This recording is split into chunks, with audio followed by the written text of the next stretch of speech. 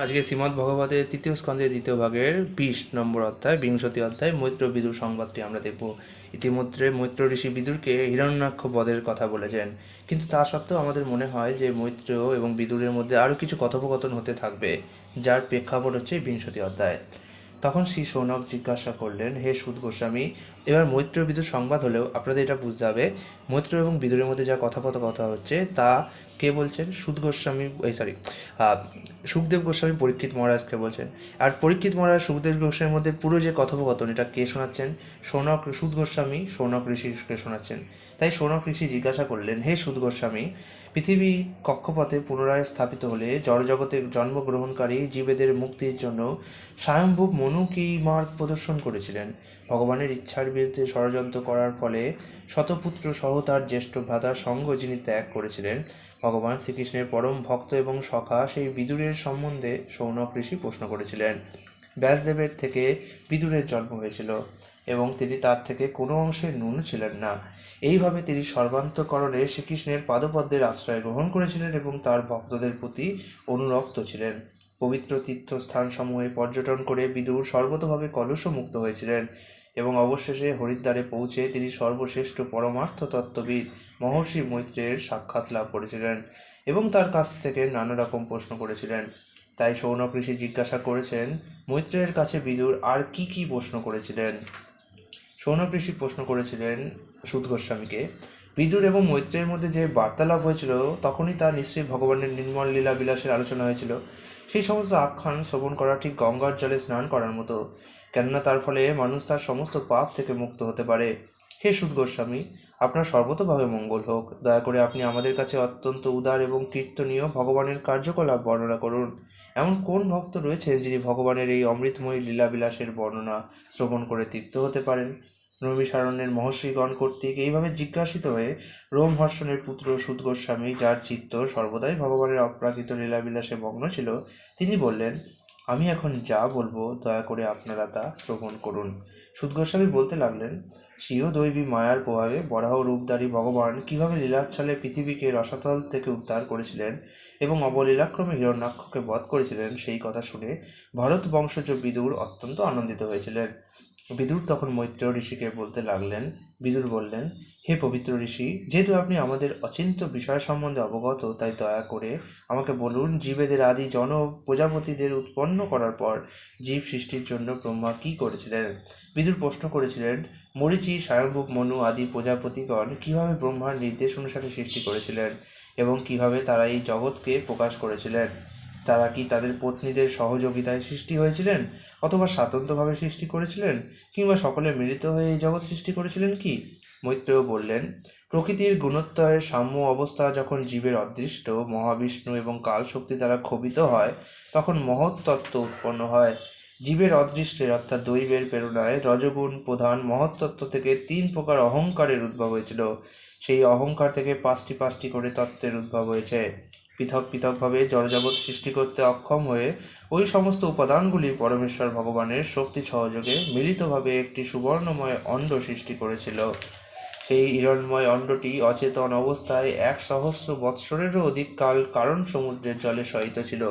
তারপর ভগবান গর্ভোদকশায়ী বিষ্ণুরূপে তাতে প্রবেশ করলেন।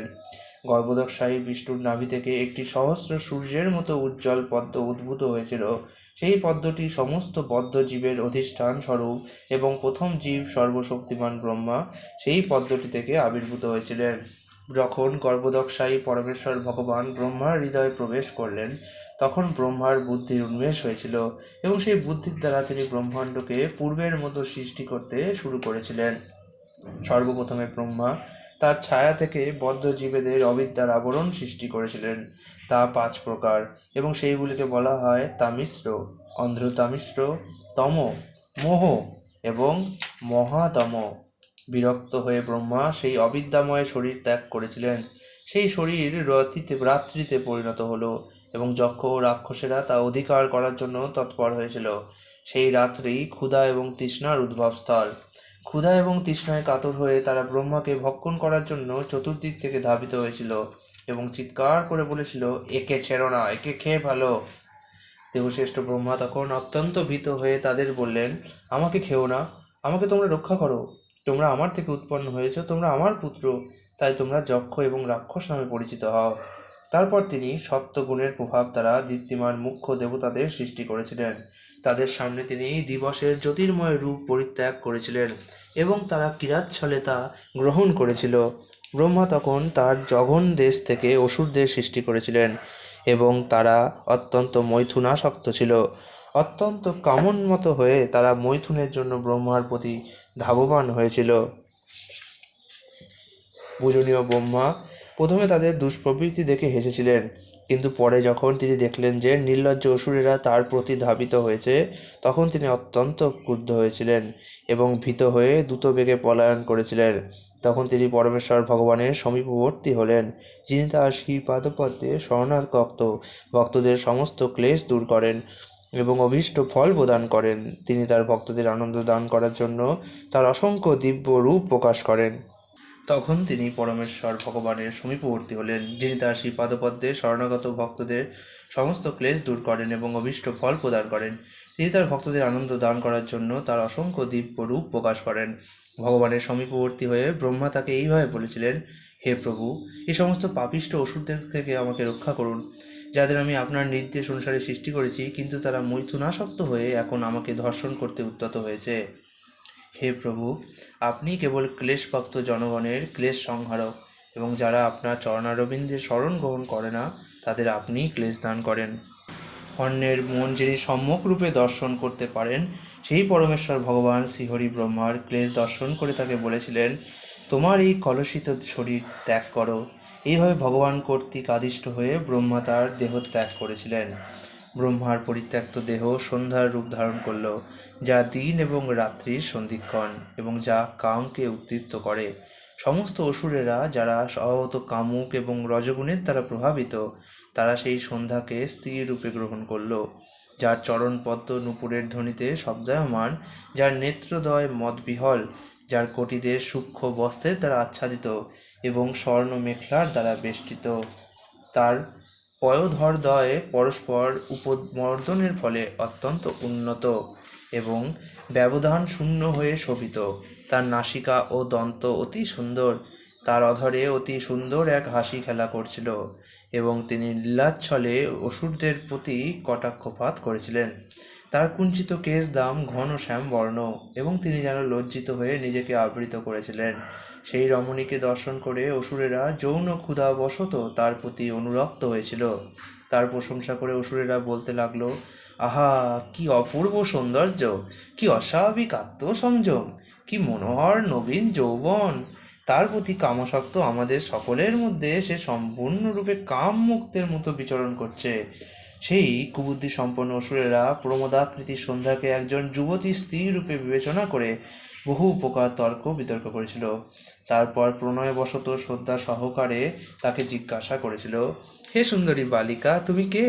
তুমি কার পত্নী অথবা কার কন্যা? আর কি উদ্দেশ্যে তুমি আমাদের সম্মুখে এখানে প্রকট হয়েছ? তোমার এই অমূল্য সৌন্দর্যরূপ পণ্য দ্রব্যের দ্বারা কেন তুমি দুর্ভাগা আমাদের প্রলুব্ধ করছো? হে অবলে, তুমি যেই হও না কেন, আমাদের ভাগ্যবশে তোমার দর্শন পেয়েছি। তুমি যখন কন্দুক নিয়ে খেলা করো, তখন সমস্ত দর্শকদের মন তুমি বিচলিত করো। হে সুন্দরী, তুমি যখন বারবার তোমার করতলের দ্বারা কন্দুকটিকে মাটিতে আঘাত করছো, তখন তোমার চরণ কমল এক জায়গায় স্থির থাকছে না।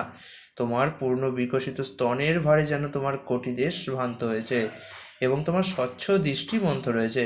আহা, তোমার সুন্দর কেশদাম কি শোভা বিস্তার করছে!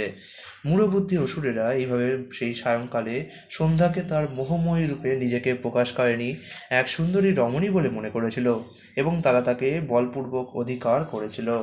তারপর পূজনীয় ব্রহ্মা গভীর ভাবব্যঞ্জক হাস্য সহকারে যেন তার নিজের সৌন্দর্যকে নিজে উপভোগ করে গন্ধর্ব এবং অপ্সরাদের সৃষ্টি করেছিলেন। তারপর ব্রহ্মা সেই কান্তিমতী প্রিয়া জ্যোৎস্নার রূপ পরিত্যাগ করলেন। বিশ্বাবসু প্রমুখ গন্ধর্বেরা তখন তা সাদরে গ্রহণ করেছিল। তারপর ভগবান ব্রহ্মা তার আলস্য থেকে ভূত এবং পিশাচদের সৃষ্টি করেছিলেন, কিন্তু তাদেরকে সকলকে নগ্ন এবং মুক্ত কেশ দেখে তিনি তার নেত্রদ্বয় নির্মিলিত করেছিলেন। জীবের স্রষ্টা ব্রহ্মা জিহ্বন রূপ শরীর ত্যাগ করলে ভূত ও পিশাচেরা সেই শরীর গ্রহণ করল। এইটি লালাঝরা নিদ্রা নামেও পরিচিত। যে সমস্ত মানুষ অপবিত্র তাদের ভূত পিশাচেরা আক্রমণ করে এবং তাদের সেই আক্রমণকে বলা হয় উন্মাদগ্রস্ত অবস্থা। জীবস্রষ্টা পূজনীয় ব্রহ্মা নিজেকে বাসনা এবং শক্তিতে পূর্ণ বলে মনে করে তার অদৃশ্য রূপের নাভি থেকে সাধ্য এবং পিতাদের সৃষ্টি করেছিলেন। পিতৃগণ তাদের অস্তিত্বের উৎস সেই অদৃশ্য শরীর গ্রহণ করেছিলেন। সেই অদৃশ্য শরীরের মাধ্যমে কর্মমার্গে পণ্ডিত ব্যক্তিরা সাধ্য এবং পিতৃদের অর্থাৎ পরলোকগত পূর্বপুরুষদের সাধ্য উপলক্ষে পিণ্ডদান করে। তারপর ব্রহ্মা তার অদৃশ্য থাকার ক্ষমতা দ্বারা সিদ্ধ এবং বিদ্যাধরদের সৃষ্টি করেছিলেন এবং তার অন্তর্ধান নামক অতি অদ্ভুত দেহ প্রদান করেছিলেন। একদিন জীবস্রষ্টা ব্রহ্মা জলে তার নিজের প্রতিবিম্ব দর্শন করেছিলেন এবং নিজেই নিজের প্রশংসা করে সেই প্রতিবিম্ব থেকে কিমপুরুষ এবং কিন্নরদের সৃষ্টি করেছিলেন। কিমপুরুষ এবং কিন্নরেরা ব্রহ্মার পরিত্যক্ত সেই প্রতিবিম্বিত রূপটি গ্রহণ করেছিলেন। তাই তারা তাদের পত্নীগণ সহ প্রতিদিন উষাকালে তার কার্যকলাপের বর্ণনা করে তার গুণগান করেন। একসময় ব্রহ্মা তার দেহ পূর্ণ মাত্রায় প্রসারণ করে শয়ন করেছিলেন। তিনি তাদের সৃষ্টিকার্য বৃদ্ধিপ্রাপ্ত হচ্ছে না দেখে অত্যন্ত বিচলিত হয়েছিলেন এবং ক্রোধবশত তিনি তখন তার সেই শরীরও পরিত্যাগ করেছিলেন। হে প্রিয় বিদুর, ব্রহ্মার সেই শরীরের কেশ চ্যুত হয়ে সর্পে রূপান্তরিত হলো এবং হস্তপদাদি সংকুচিত হয়ে সেই দেহ যখন সর্পিল গতিতে গমন করছিল তখন বিস্তৃত ফণা বিশিষ্ট অত্যন্ত হিংস্র নাগদের সৃষ্টি হয়েছিল। একদিন প্রথম সৃষ্ট জীব স্বয়ম্ভু ব্রহ্মা তার সমগ্র জীবনের উদ্দেশ্য সার্থক হয়েছে বলে মনে করে তার মনের দ্বারা সমগ্র জগতের কল্যাণ সাধনকারী মনুদের সৃষ্টি করেছিলেন। আত্মতত্ত্বজ্ঞ স্রষ্টা ব্রহ্মা মানুষদের তার স্বীয় রূপ দান করেছিলেন। মনুদের দর্শন করে দেবতা গন্ধর্ব আদি পূর্বে যাদের সৃষ্টি হয়েছিল তারা প্রজাপতি ব্রহ্মাকে প্রশংসা করতে লাগলেন। তারা প্রার্থনা করেছিলেন, হে ব্রহ্মাণ্ডের স্রষ্টা, আমরা অত্যন্ত আনন্দিত হয়েছি। আপনি যা সৃষ্টি করেছেন তা অতি উত্তম। যেহেতু এই সমূহ মনুষ্য জীবনে যথাযথভাবে প্রতিষ্ঠিত হয়েছে তাই আমরা সকলে যজ্ঞভাগ গ্রহণ করতে সক্ষম হব। তপস্যা, উপাসনা, ধ্যান এবং ভক্তিযুক্ত সমাধির দ্বারা তার ইন্দ্রিয়সমূহ বশীভূত করে স্বয়ম্ভু ব্রহ্মা তার প্রিয় পুত্ররূপে ঋষিদের সৃষ্টি করেছিলেন। ব্রহ্মাণ্ডের স্রষ্টা ব্রহ্মা তার প্রত্যেক পুত্রকে তার দেহের এক একটি অংশ দান করেছিলেন, যা গভীর ধ্যান, মনের সমাধি, অলৌকিক শক্তি, তপশ্চর্যা, ঋদ্ধি এবং বৈরাগ্যযুক্ত ছিল। ইতি শ্রীমদ্ভগবতের 3য় স্কন্ধের মৈত্রেয় বিদুর সংবাদ নামক 20 অধ্যায়ের ভক্তিবেদান্ত অনুবাদ সম্পূর্ণ হল। আগামীকাল আমরা দেব মনুকর্দম সংবাদ। হরে কৃষ্ণ।